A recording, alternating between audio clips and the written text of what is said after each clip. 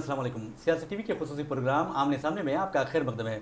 नाज़रीन, आप जैसा कि जानते हैं कि हम अपने इस प्रोग्राम में ऐसी शख्सियत को पेश करते हैं जो गैर मामूली होते हैं, एक्स्ट्रा ऑर्डिनरी काम करते हैं और उनके काम को दुनिया सलाम करती है उनके काम के लिए और उन्हें काम को तस्लीम करती है। नाज़रीन, हम आज आपके सामने एक ऐसी मेहमान को पेश कर रहे हैं जो एक खातून है, लेकिन उस खातून ने सारी हिंदुस्तान में धूम मचा दी है, यानी मजलूमों की लड़ाई लड़ती है और क़ानूनी उनकी मदद पहुंचाती है। ये खातून है तीस्ता सितलवाद। आपका खैर मकदम है हमारे स्टूडियो में। जी नमस्ते जी। तो मैं मुझे बहुत खुशी हो रही कि आज हम नाज़रीन को आपसे मुलाकात करवा रहे हैं और ये हमारा जो प्रोग्राम है उसमें ऐसे लोगों को पेश किया जाता है जो गैर मामूली काम करते हैं। तो हमने सोचा कि आप जो काम कर रही हैं उसके लिए हम आपको सलाम करते हैं और मैं समझता हूँ कि जो माइनॉरिटीज़ हैं, दलित्स हैं और जो वुमेन हैं और ख़ास तौर पर हालात के सताए हुए आपको सलाम करते हैं, सल्यूट करते हैं। तो हम चलते हैं गुजरात से। नाज़रीन, आपको बता दूं कि तीस्ता सितलवाद का नाम आते ही गुजरात का नाम आता है। गुजरात फसादात का तस्वुर लोगों के जहन में आता है और मजलूमन की आहें, उनकी चीख, उनकी पुकारें आती हैं और उनसे जो नाइंसाफ़ी की गई है वो जहन में उभर आती हैं। तो सवाल ये है, देखिए, किस तरह आपको ख्याल आया कि गुजरात के मजलूमीन की मदद की जाए?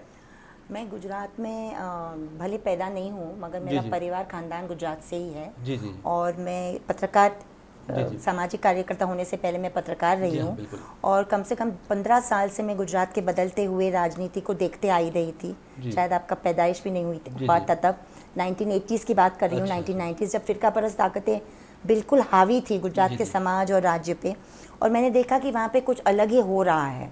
तो 2002 के जनसंहार के पहले ही वहाँ पे तस्वुर पूरे समाज के बदल रहे थे और मैं उसको कवर कर रही थी। तो हर जिले, हर गांव में वहाँ पे हमारे बहुत गहरे कॉन्टैक्ट्स थे। तो जब गोधरा कांड हुआ 27 फरवरी को, उस दिन से लेकर 28 फरवरी 1 फरवरी का मेरे हर दिन 200-300 फ़ोन आते थे। उस वक्त मोबाइल का खर्चा 22 रुपया था। अच्छा। तो करने वाले पर खर्चा कितना था आप याद रखिए। मैं 2002 की बात कर रही हूँ।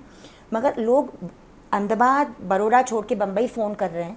इसका मतलब है लोग इतने परेशान थे, पुलिस से जवाब उनको नहीं मिल रहा था और 19 जिलों में टारगेटेड हिंसा की जा रही थी। चुनिंदा किलिंग थी। अच्छा, तो ख्याल इस तरह आपको आया है? नहीं, तो ऐसे लगा कि हमने 92, आपने 2002 का जिक्र किया, मगर हमारा सामाजिक काम 92-93 में बम्बई में शुरू हुआ, जो मेरा पैदाइशी शहर है। बाबरी मस्जिद को शहीद करने के बाद जो बम्बई जला है वहाँ पे हमने बहुत काम किया। श्री कृष्ण आयोग के साथ वहाँ पे एविडेंस पेश करने का, श्री कृष्ण आयोग का रिपोर्ट बाहर लाने के लिए, उसको छापने के लिए सस्ते में वगैरह। तो हमने फिरका परस्त ताकतों ने किस तरह हमारे देश पे, पूरे समाज पे हावी होने की प्रयास करके संविधान को पीछे ढकेला, वो हमने देखा था। और अगर गुजरात, बॉम्बे 92-93 खराब था तो गुजरात 1000 गुना और ख़राब था। तो हमें लगा हमें कानूनी कार्रवाई करनी चाहिए और Citizens for Justice and Peace की स्थापना हुई हमारे ट्रस्ट की।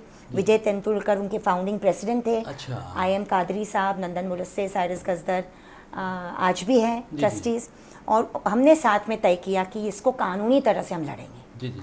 कहा जाता है कि 1992 में बाबरी मस्जिद की शहादत के बाद जो बम्बई में फसादात हुए, वहाँ तक तो आप सहाफ़ती ज़िंदगी आपकी जो थी वो बहुत सरगर्म होती थी, लेकिन आपने उसके बाद 92 के बाद अपना जो रुख है वो मोड़ दिया। आखिर क्यों?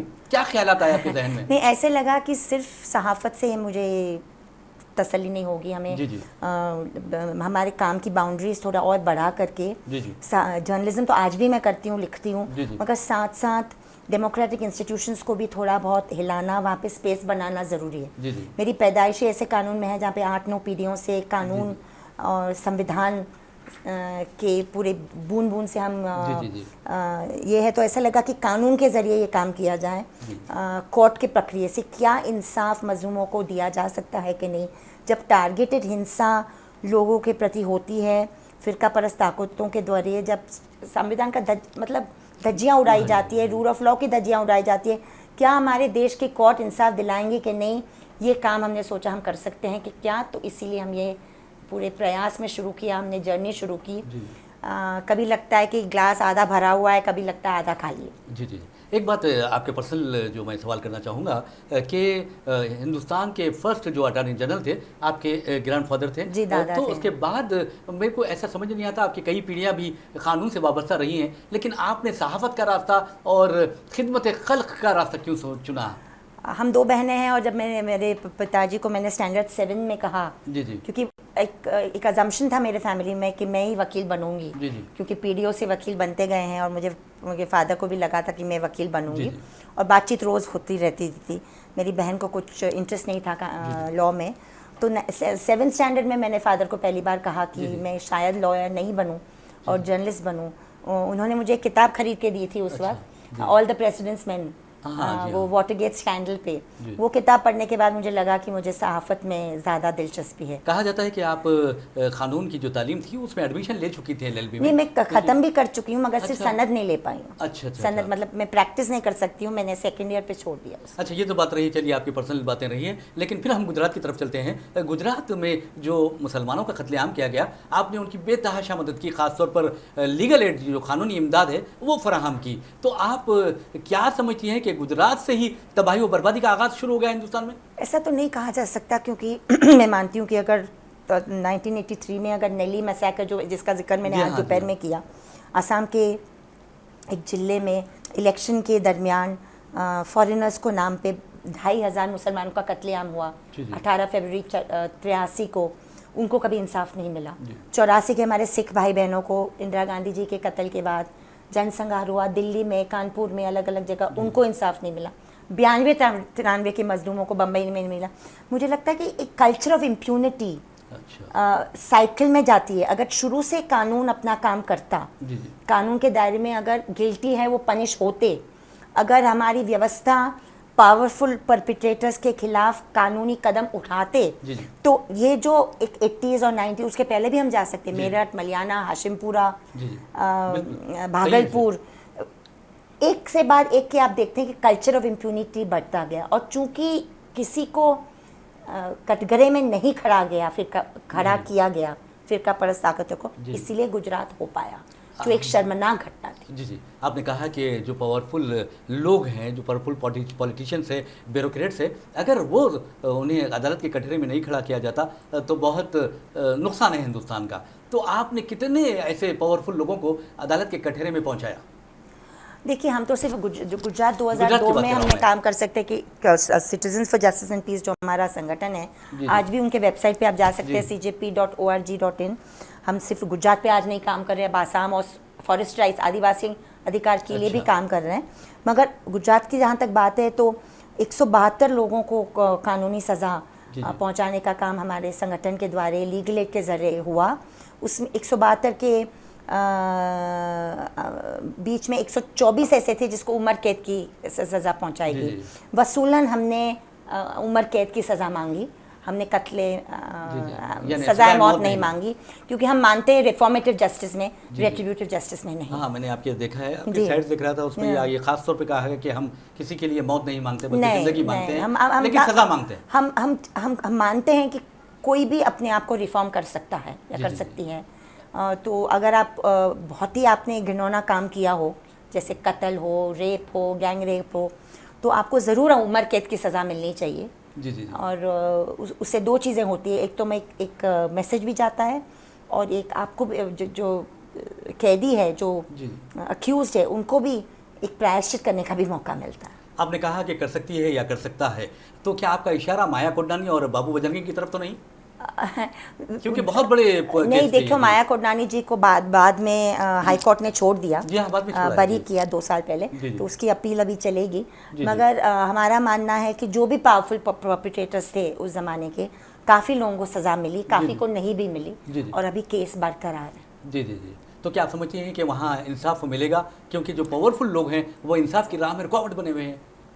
देखिए, चुनौती है हमारे कोर्ट्स के लिए, मैं मानती हूँ। हम CJP ने ये काम किया कि विक्टिम्स के हमने हाथ पकड़े, लीगल एड दिया, क्वालिटी लीगल एड दिया, हमारे ऊपर इल्ज़ाम हुए, हमारे ऊपर टारगेट हुआ, फिर भी हम पीछे नहीं हटे।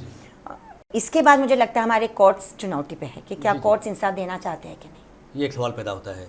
ये तो बात रही गुजरात की बात रही, तो गुजरात के जो वाक़यात पेश आए हैं, जो कत्लेआम हुआ था मुसलमानों का, मैं समझता हूँ कि जो चाहे वो हिंदू हो या मुसलमान हो, जो तकलीफ़ होती है कत्ल के बाद, जो पूरे ख़ानदान बिखर जाते हैं, तो आपने उनकी बहुत मदद की। लेकिन ऐसा कौन सा केस था जिसने आपको दहला कर रख दिया, यानी आपके झंझोड़ कर रख दिया आपको? नहीं, देखिए 300 इंसिडेंट्स हुए गुजरात में, 19 जिलों में 300 इंसिडेंट्स हुए। सरदारपुरा में 33 लोगों को मारा गया, एक घर में घुसा करके जला करके मारा गया। बेस्ट बेकरी में 14 लोगों की जान गई। पंचमहल के अपने बिल्किस बानो के केस में भी मतलब गैंग रेप्स हुए। सबसे बड़ा और घिनौना का अगर जनसंहार उसी दरमियान हुआ तो नरोडा पाटिया में हुआ।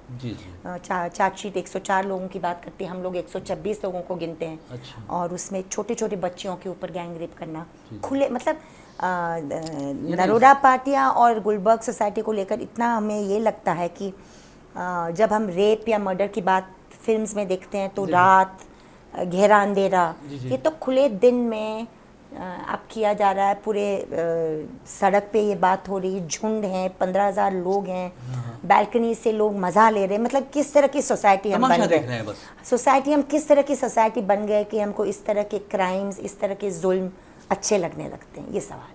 तो इतना खतरनाक मनाजिर वहाँ गुजरात सदारत के दौरान देखे गए। बहरहाल नाज़रीन, 30 तारीख से तलवार से हम बात करेंगे। गुजरात की तो हमने बात कर ली है, लेकिन NRC से मुतालिक बात करेंगे और देखेंगे कि NRC में किसको निशाना बनाया जा रहा है, लेकिन एक छोटे से ब्रेक के बाद।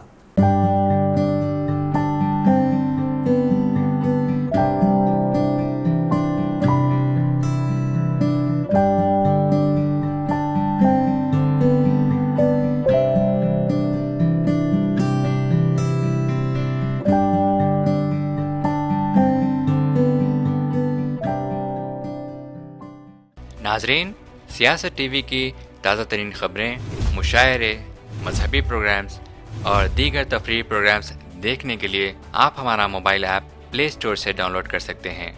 इसके अलावा यूट्यूब और फेसबुक पर आप सियासत टीवी का राज टेलीकास्ट भी देख सकते हैं। यूट्यूब पर सियासत टीवी सब्सक्राइब करें और बेल आइकॉन पर क्लिक करें ताकि नए वीडियोस आप तक फौरी तौर पर पहुंच सकें।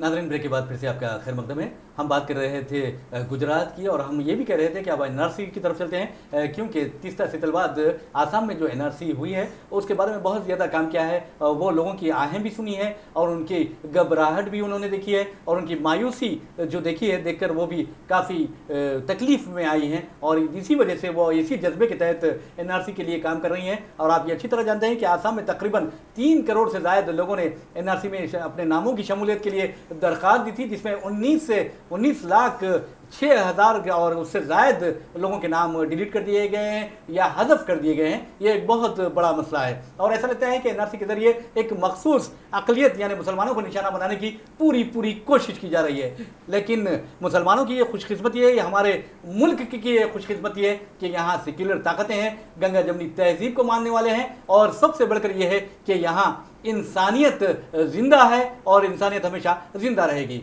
बहरहाल हम NRC से मुतालिक सवाल करते हैं।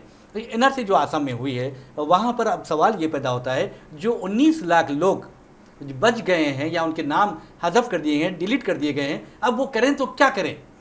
एक्चुअली बहुत बड़ा सवाल है आपके लिए, हमारे लिए और हमारे संगठन के लिए। CJP.org.in जो 2.5-3 साल से आसाम में कर रहा है काम, हम अकेले नहीं कर रहे, हमारी बहुत ही मजबूत टीम वहाँ पे है, 700 वॉलंटियर्स है, स्टेट कोऑर्डिनेटर है वगैरह। NRC का प्रोसेस आसाम अकॉर्ड के बाद शुरू हुआ। जी जी। ये एक कोशिश थी, क्योंकि आसाम में एक पूरा एक पॉलिटिक्स चलाया गया था कि लोग अंदर के कौन है, आसामीज़ कौन है, बाहर के कौन है, इलीगल माइग्रेंट कौन है। ये बहुत लंबा एक बहुत ही तीखा डिबेट आसाम के अंदर चला है 20-30-40 सालों से।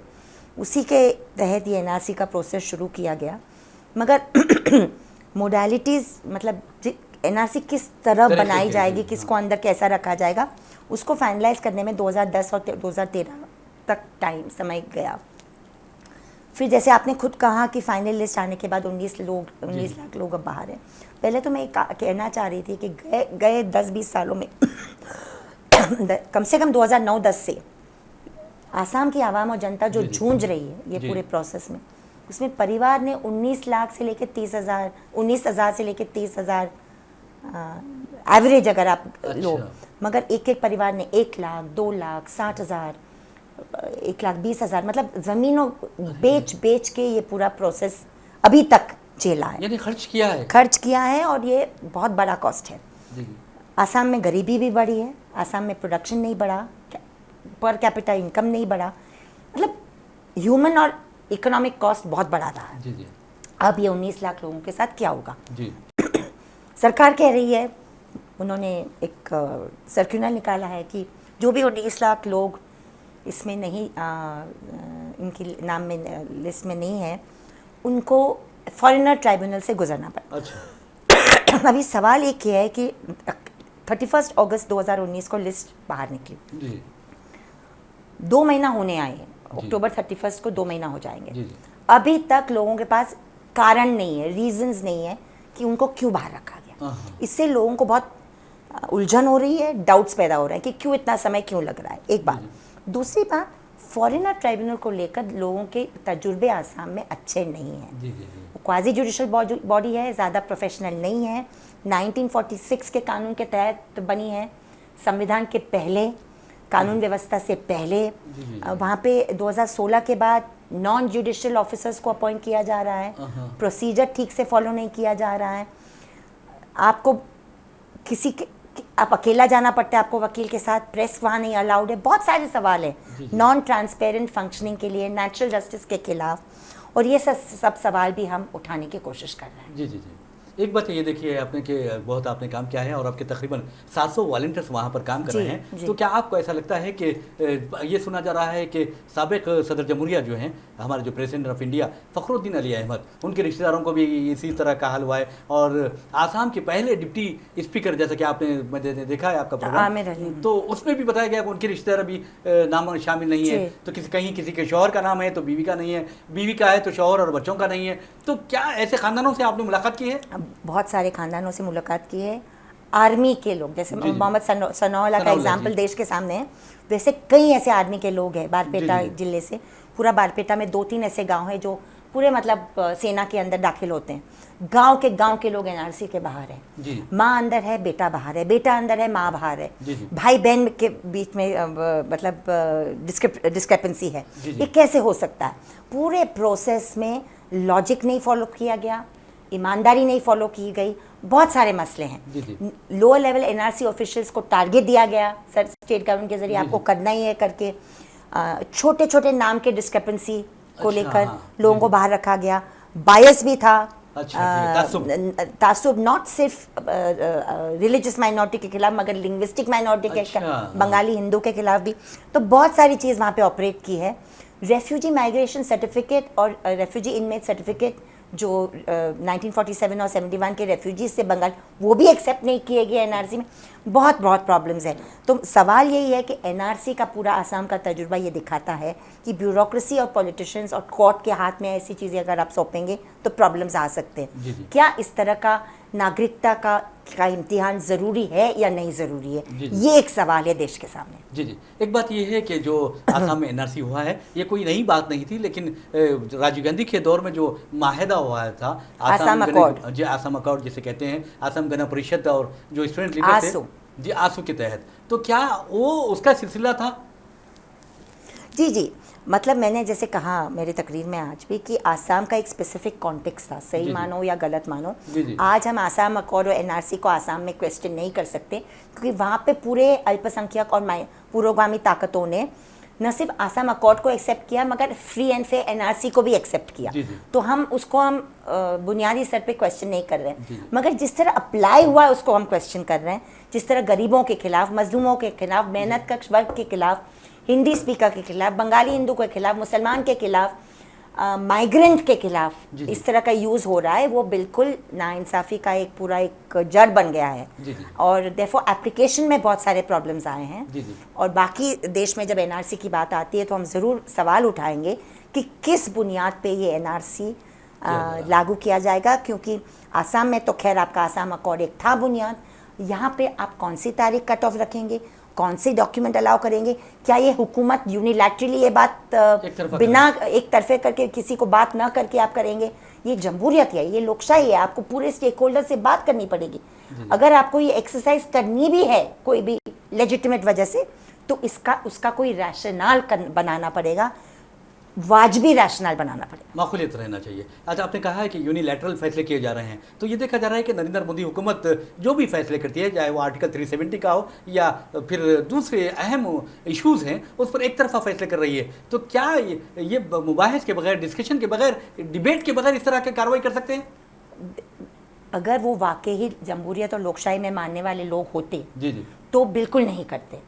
आपको याद होगा कितना भी आप गाली पूर्व सरकार को दे, यूपीए 1 और यूपीए 2, हर मुद्दे पे जॉइंट पार्लियामेंट्री कमेटी बिठाई जाती थी, और वो लोकशाही और जमहूरियत में एक माने रखती है। यहाँ पे joint parliamentary committee citizenship amendment bill को लेकर, पहले वाले अमेंडमेंट को लेकर रखी गई। मोहम्मद सलीम ने डिसेंटिंग नोट दिया, फिर भी वो कमेटी को की बात नहीं सुनी। ये सरकार और ये हुकूमत ऑपोजिशन और जमहूरियत और लोकशाही में नहीं मानने वाली एक तानाशाही सरकार है। तानाशाही सरकार है। तो आप समझते हैं कि ये तानाशाही सरकार सिर्फ 3 लोगों के अतराफ घूम रही है? फिलहाल ऐसे लग रहा है कि 3 लोग, मुझे नहीं लगता 3 लोग, मुझे लगता है कि राष्ट्रीय स्वयंसेवक संघ जैसी ताकत जो खुद संविधान में विश्वास नहीं रखती, वो ये सरकार पे हावी है। आप जैसा कि आरएसएस का नाम लिया, तो एक सवाल ये पैदा होता है कि आरएसएस के जो सरसंचालक है या सरबराह हैं मोहन भागवत, वो कहते हैं कि हिंदुओं को डरने की ज़रूरत नहीं है, अगर उनका नाम एनआरसी की फेहरिस्त से खारिज भी कर दिया जाए तो उन्हें बाहर नहीं किया जाएगा, बल्कि हिंदुस्तानी शहरियत दी जाएगी। तो वो किस अथॉरिटी के जरिए ये बोल सकते हैं? क्या वो हुकूमत है? ये बहुत बड़ी अफसोस की बात है कि भारत की राजनीति इस लेवल तक गिरी है कि हम इस गृह मंत्री, आसाम के वित्त मंत्री हेमंत बिश्वास, अमित शाह, मोहन भागवत इस तरह की बातें खुल के कर रहे हैं जो आवाम में अलगावपन पैदा करने की बात। मैं मानती हूँ जब संविधान हमारे देश में लागू है, जो संविधान बराबरी, समानता को मानने वाला संविधान है, बुनियादी स्तर पे जो भाषा, लिंग, धर्म, जात के आधार पे नागरिकता को नहीं तोलता या कोई भी चीज़ को नहीं तोलता। मुझे आर्टिकल 14 में न सिर्फ जीने का हक है मगर कानून के सामने भी बराबरी का हक है। तो आप इस तरह की बातें जब मंत्री के ज़बान से सुनते हो, सरसंघ चालक से मुंह से सुनते हो, तो लगता है कि जानबूझ के लोगों के दिमाग और दिल में द्वेष, एक दूसरे की बात में सस्पिशन पैदा करने की कोशिश। तो क्या आपको ऐसा नहीं लगता कि हिंदुस्तान में एक किस्म का खौफ पैदा करने की कोशिश की जा रही है? बिल्कुल। जी। और एक सवाल ये होता है, चलिए, आप और हमारे लिए चुनौती बढ़ जाती है, आपके पत्रकार के नाते और हम सामाजिक कार्यकर्ता और पत्रकार के नाते, कि लोगों में हम ये मजबूती एक पैदा करें कि चाहे कितनी भी ऐसी मंशा हो, आवाम में इस तरह की सस्पिशन और नफरत ना पैदा हो। ये तो कोशिशें हो रही हैं, लेकिन क्या आपको ऐसा लगता है कि हिंदुस्तान में नफरत बढ़ रही है और मोहब्बत कम हो रही है?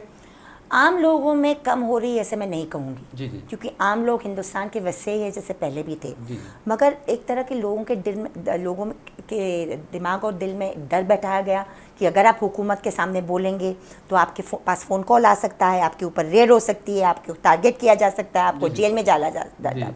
तो पूरे तरीके जो हुकूमत अपना रही है वो जमहूरियत और लोकशाही के लिए हेल्दी नहीं है।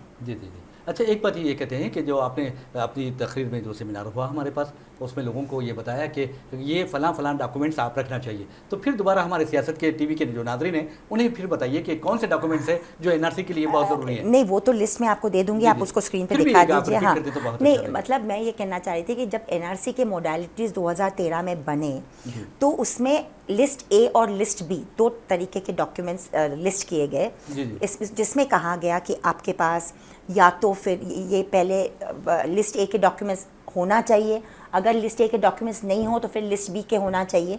और ये डॉक्यूमेंट्स इस तरह के डॉक्यूमेंट्स हैं कि जैसे LIC का आपका ये हो, पासपोर्ट हो, आपका बर्थ सर्टिफिकेट हो, आपके मतलब बुनियादी स्तर पे जो डॉक्यूमेंट सरकारी पब्लिक डॉक्यूमेंट जो माने जाते हैं, हाई स्कूल लीविंग सर्टिफिकेट या यूनिवर्सिटी का कोई सर्टिफिकेट हो, इस तरह की चीज़ें लिस्ट ए में है जिसको पब्लिक डॉक्यूमेंट सबसे पहले एनआरसी 1951 में आपका नाम है कि नहीं, फिर उसके बाद इलेक्टोरल रोल 1971, उसके बाद इस तरह के डॉक्यूमेंट्स 10-12 लिस्ट किए गए। साथ साथ फिर बाद में गांव बारा सर्टिफिकेट, जो विलेज सर्टिफिकेट, जो मतलब अगर मैं married woman under as marriage मेरा हुआ है तो मेरा नाम जाहिर है इलेक्टोरल रोल में नहीं होगा, तो फिर मेरा नाम इलेक्टोरल रोल में पोस्ट मैरिज आएगा, जो नाम बदल जाएगा। तो इसीलिए गांव बारा सर्टिफिकेट, जो 5 लोग गांव में रहने वाले लोग जो एफिडेविट पे कहते हैं कि ये हलफनामा पे कहते हैं कि ये यहाँ पे पैदा हुई, ये फैमिली में खानदान में पैदा हुई और बिल्कुल यहाँ के रहने वाली हैं। तो इस तरह के डॉक्यूमेंट्स लिस्ट ए और लिस्ट बी में लिस्ट किए गए हैं। और हालांकि लगता है लिस्ट को देखकर कि बहुत सारे चॉइसेस है लोगों के सामने। LIC भी है, पासपोर्ट भी है, स्कूल लिविंग सर्टिफिकेट भी है, बर्थ सर्टिफिकेट भी है, यूनिवर्सिटी सर्टिफिकेट है, राशन कार्ड वीक डॉक्यूमेंट माना जाता है, वगैरह वगैरह। 1951 का NRC रोल है, 1971 का इलेक्टोरल रोल है। तो लगता है कि काफ़ी चीज़ें हैं, मगर आप ज़रा देखिए कि देश का हाल, कितने लोगों के पास बर्थ सर्टिफिकेट है। नेशनल फिगर्स हमको कहते हैं कि 50% से ज़्यादा लोगों के पास बर्थ सर्टिफिकेट नहीं है। कितने लोगों के पास घर हैं। लैंड डॉक्यूमेंट्स भी लिस्ट ए में आता है। लैंड डॉक्यूमेंट्स, गांव मतलब मैं गांव पट्टा में मेरे माँ बाप का नाम या किसी का नाम, तो मैं वो माँ बाप को क्लेम कर सकूं कि मैं वो माँ बाप के औलाद हूँ। तो मतलब कितने लोगों के पास पट्टा है, कितने लोगों के पास घर अपने नाम में है, कितने लोग शिक्षित है, तालीम मतलब हाँ, मतलब यूनेस्को कहता है कि एवरेज अगर सब एजेस का पकड़ लो तो 70% ही इंडिया में लिटरेट है। वो भी शायद थोड़ा एग्जैजरेशन होगा, मगर मान लेते हैं हम कि 70% है, तो बाकी 30% का क्या। आज भी हमारे देश में 100% वोटर रजिस्ट्रेशन नहीं हुआ है। हाँ, बिल्कुल सही। तो वोटर रजिस्ट्रेशन नहीं हुआ है। इल्ज़ामात ऐसे आए हैं कि कई कई को जानबूझ के इलेक्टोरल लिस्ट से बाहर रखा जा रहा है। तो फिर आप इलेक्टोरल रोल जब आप पक्का नहीं कर पाए तो आप NRC कैसे कर पाएंगे। फिर साथ साथ आपका, मैंने जैसे लिटरेसी का सवाल उठाया, ये सब सवाल उठाए, तो सवाल NRC रेस्ट ऑफ इंडिया में जब आएगा और अप्रैल 2020 से हुकूमत NPR नेशनल पॉपुलेशन रजिस्टर का रजिस्ट्रेशन शुरू करेगी, आपके घर में, मेरे घर में, हैदराबाद के लोगों के घर में लोग आएंगे और डालेंगे, ऑफिसर डालेंगे नाम। सवाल मेरा इतना ही है कि सेंसस में तो सबका नाम एन्यूमरेट होता है, जो भी हाजिर होता है, हाजिर नहीं भी होता है उसका भी नाम डाला जाता है फैमिली के तहत। ये नेशनल NPR में कौन से आधार पे आप नाम नहीं डाले जाएंगे ये स्पष्ट नहीं हुआ है। और ये रूल्स में भी 2003 के रूल्स में स्पष्ट नहीं है। तो ये क्राइटेरियन कहाँ, आसाम में क्राइटेरियन स्टेक होल्डर्स के साथ बनाया गया था। स्टेक होल्डर्स में माइनॉरिटी ऑर्गेनाइजेशंस भी थे, प्रोग्रेसिव ऑर्गेनाइजेशंस भी थे, स्टूडेंट्स ऑर्गेनाइजेशन। यहाँ पे तो सरकार किसके साथ बातचीत करने के लिए तैयार नहीं है। तो आप किस आधार पे लोगों को अंदर रखेंगे या बाहर रखेंगे, ये सवाल। दूसरा, कट ऑफ डेट क्या होगा। कट ऑफ डेट नहीं, जी हाँ, ये बहुत बड़ा सवाल है। आसाम में कट ऑफ डेट एक तरह से आसान भी था, एक तरह उसमें भी प्रॉब्लम आ रहे हैं कि 1971 को आपने पकड़ा क्योंकि वॉर मतलब आसाम अकॉर्ड साइन हुआ 85 में, और आपने 1971 क्यों पकड़ा, क्योंकि बांग्लादेश बना था उस साल, तो वो एक लॉजिक था। यहाँ पे आप कौन सा लॉजिक यूज़ करेंगे, 1947 का लॉजिक यूज़ करेंगे, 70 साल पहले के डॉक्यूमेंट मांगेंगे। तो ये बहुत सारे सवाल हैं। मैं ये नहीं कह रही हूँ कि सरकार को अधिकार नहीं है नेशनल पॉपुलेशन रजिस्टर बनाने का।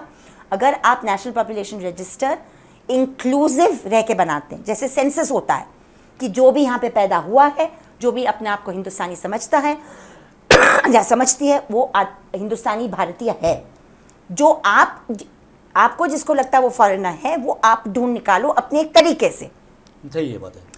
वो कुछ चंद लोगों के लिए हो सकता है, 50,000 हो, 5 लाख हो, मगर आप पूरे आवाम के बीच इस तरह के शक के नजर और एक्सक्लूसिविटी को अगर देखेंगे तो फिर आपके इरादा पे ही शक हो सकता है। चलिए, ये तो बात रही, बहुत प्यारी बातें कही है आपने। लेकिन एक बात यह है कि जब भी हम अपना प्रोग्राम का इख्तिताम करते हैं तो एक मैसेज लेते हैं अपने मेहमान से, अपने व्यूअर्स के लिए। तो आप क्या मैसेज देना चाहेंगी सियासत टीवी के व्यूअर्स को? इतना ही कि आज के हुक्मरान, आज के जो हमारे केंद्रीय सरकार और कई राज्यों की सरकार हावी है, जो दक्षिण भारत में नहीं है, उनका एक ही मंशा है कि डिवाइड एंड रूल। वो चाहते हैं कि आवाम में शक और सुबह और डर पैदा हो एक दूसरे के बारे में। मैं जनता आवाम को इतना ही कहती हूँ कि आपस में आप रिश्ता बनाए रखें, चाहे वो अपने नेबरहुड में हो, स्कूल में हो, अपने गांव में हो, अपने शहर में हो। हिंदुस्तान संविधान के आधार पे देश बना हुआ है, जहाँ पे बराबरी और समानता ही एक वसूल है बुनियादी। वो बुनियाद आप और हमको मजबूत करना है। भेदभाव की राजनीति को बढ़ावा नहीं देना है और भय के भीतर नहीं जीना है, यानी डर के हाँ। जीना नहीं चाहिए। बहुत अच्छी बात कही है। बहरहाल इतना खूबसूरत मैसेज तीस्ता शीतलवाद ने दिया है हमें। नाज़रीन, इसी मैसेज के साथ हम अपने प्रोग्राम को इख्तिताम तक पहुंचाते हैं। मुझे मोहम्मद रियाज अहमद को इजाज़त दीजिए। इंशाल्लाह फिर मुलाकात होगी और वही बात होगी। अल्लाह हाफिज़।